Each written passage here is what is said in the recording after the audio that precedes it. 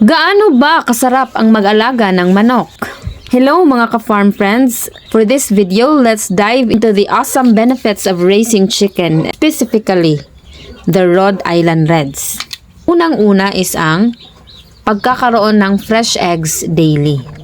Alam nyo ba na ang isang Rhode Island hen ay pwedeng mag-produce ng hanggang 300 eggs per year?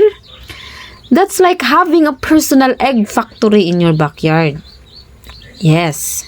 Pangalawa, Rhode Island Reds or any type of chicken are natural pest control.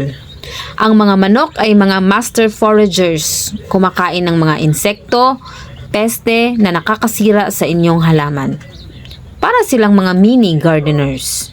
Pangatlo, organic fertilizer.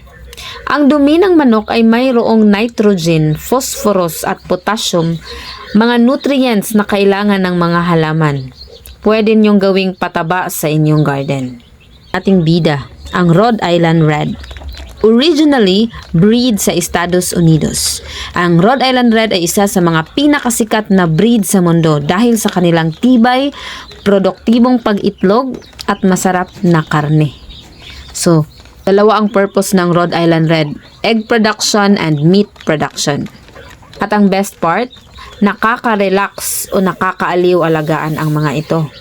Plus, nakakatulong kayo sa sustainable living at food security.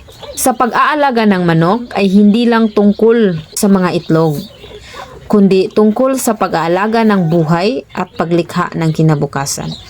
At yun lamang po. Salamat sa panonood. Hanggang sa muli. God bless us all.